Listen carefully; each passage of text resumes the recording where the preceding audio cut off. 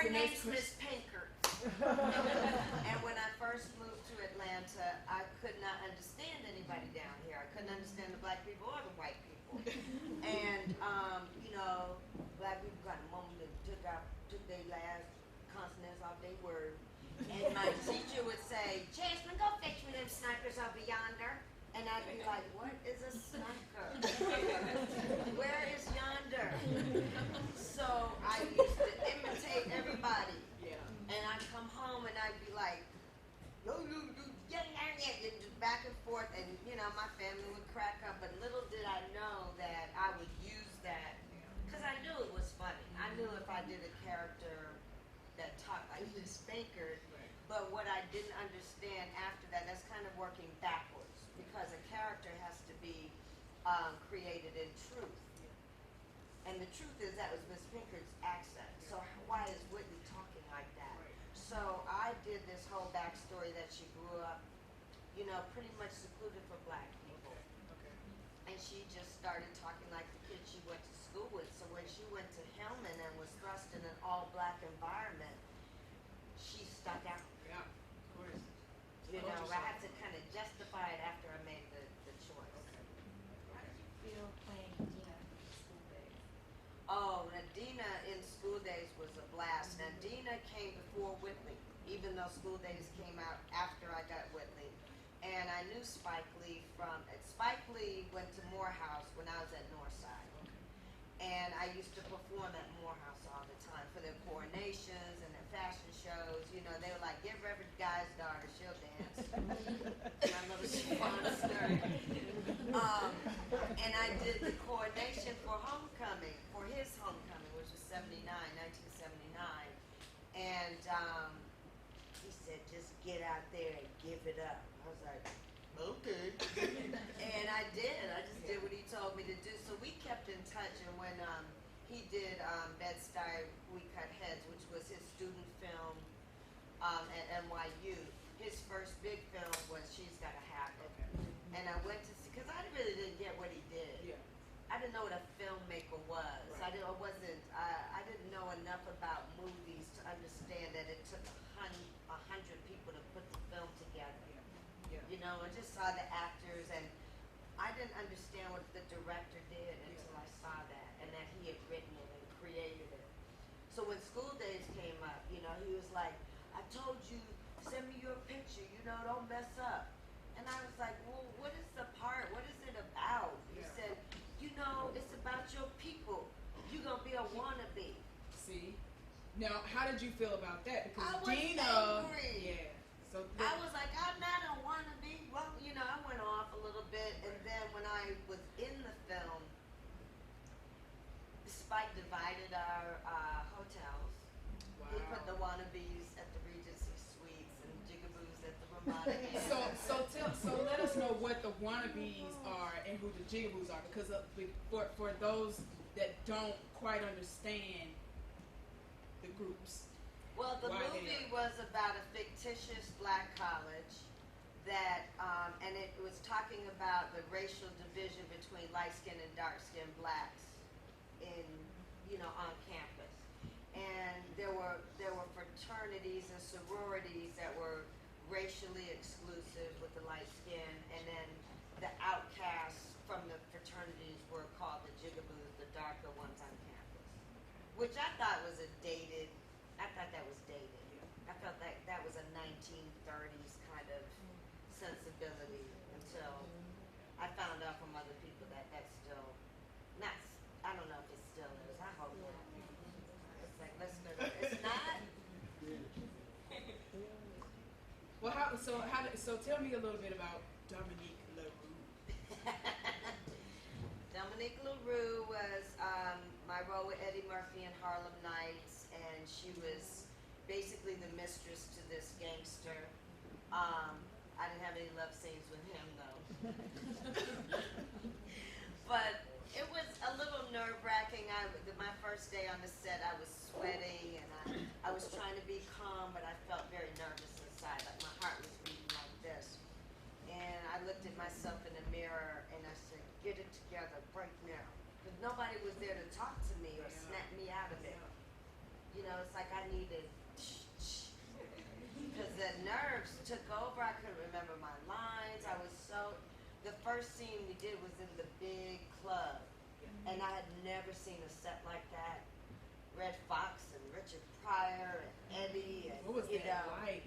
It was phenomenal, but I just didn't feel connected to my body. I felt like I was watching it and not in it, and it was very disconcerting, and I had to act like I was in control. Her character was like, whatever. I'm not impressed with anything. So after that first day, I did start having fun. But the first day on the set was pretty intimidating. It was a big budgeted movie. I'd done school days. We ain't had no money. So it was like, come on, y'all, the sun's coming up, hurry up, of course, and Yeah. this was like you had a week in this one set to shoot one scene. As much coverage as they wanted, and fabulous costumes, and How did you stay in character with Eddie Murphy, though? I laughed a lot. I'm sure. How could you not break character? I laughed a lot. I mean, there's a couple of times in the scene with him, I am laughing for real. Yeah. Because he wasn't staying on script. Yeah. Okay. And I And I was like, understand that's that. not your line. Right. Like that scene where I said, what's your real name? And he says Clevis or whatever his real name is. Yeah. And he was like, go ahead and laugh if you want to. Everybody, all of that was ad-lib. Wow. And I was just laughing, Wow. after that point. But it was fun. Working with him was fun. Like your looks helped you with getting casted.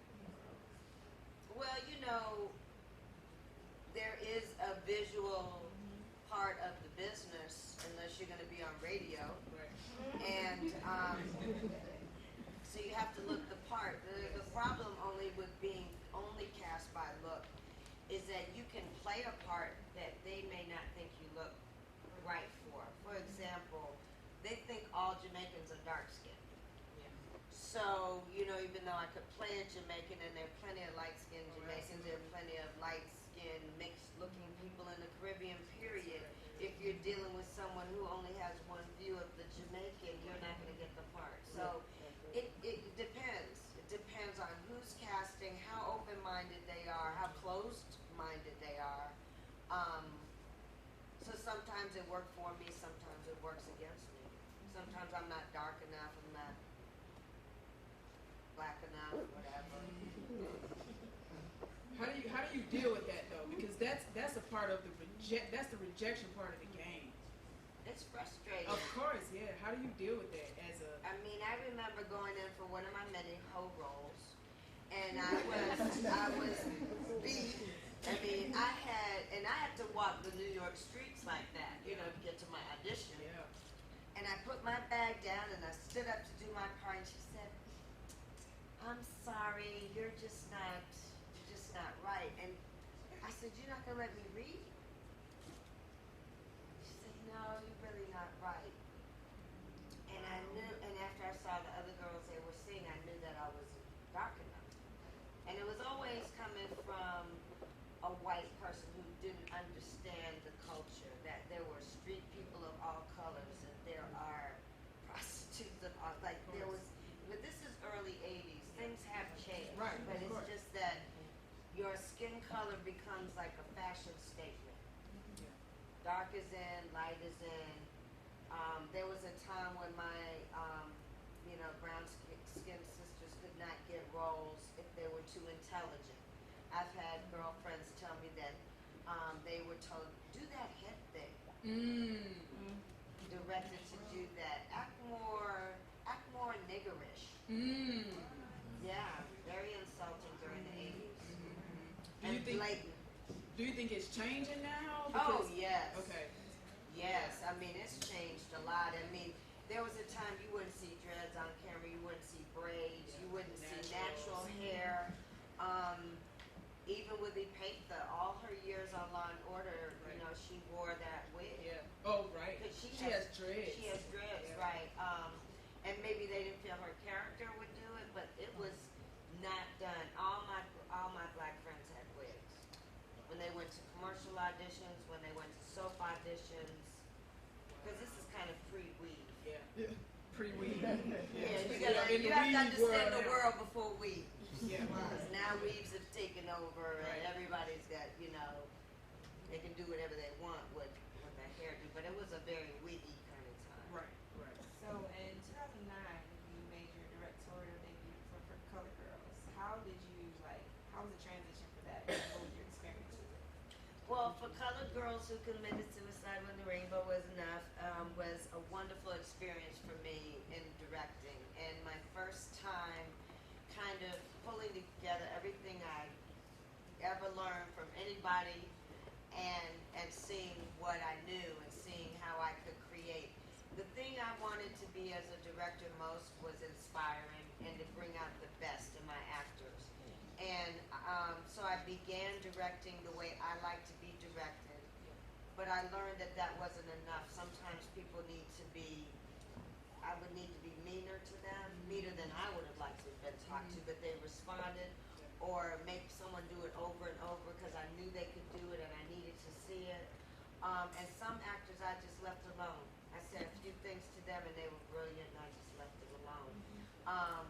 But my Colored Girls, I wanted to be celebratory. I didn't want it to be dark and dingy and banging up on our men all the time because that's not my experience and I don't get off on that. And I felt like there was enough light in that piece to balance that.